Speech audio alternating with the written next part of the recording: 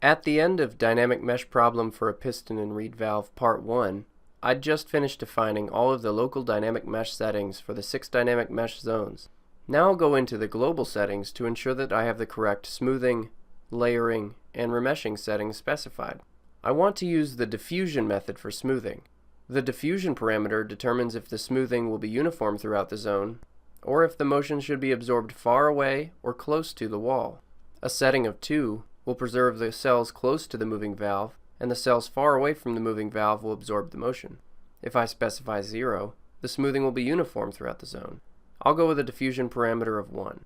For layering, I'll retain the default values, which say that cells will be collapsed when they are compressed to 20% of their initial length, and split when they're stretched to 40% of their initial length. For the remeshing, I want the same values that I defined locally.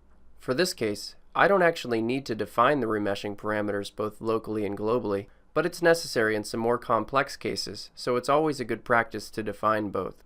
Note that I'm using the local cell remeshing technique, which marks interior cells in each remeshing zone, and cells that exceed either the specified skewness or the size criteria are remeshed.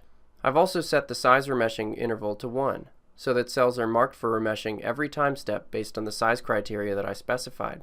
For the 6DOF solver, I'm not including gravitational acceleration because I already defined it in the 6DOF UDF.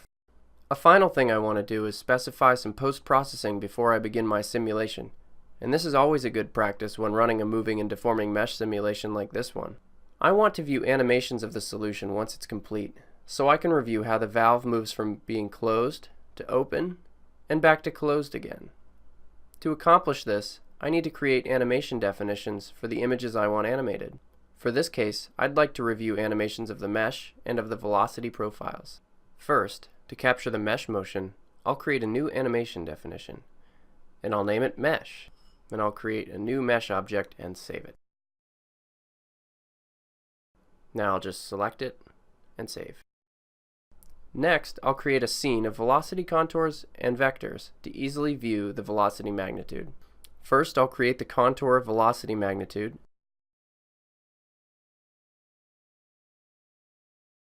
and save it. Next, I'll create the velocity vectors.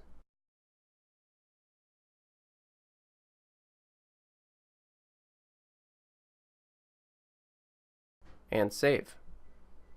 Now I'll display the scene and rearrange the color maps for how I want them in the animation. And save. Now I'll create an animation definition for this scene called velocity. And save. Another good practice is to monitor the pressure on the surface of the valve, which I'll do using a surface integral report definition. Monitoring this quantity allows me to see if the solution is achieving acceptable convergence. Now I'm ready to run the simulation. I'll have it run for 250 time steps with a maximum of 30 iterations per time step. And now I can begin calculating. I'm switching from tabs to sub-windows so that I can see all of the related solution views as they develop.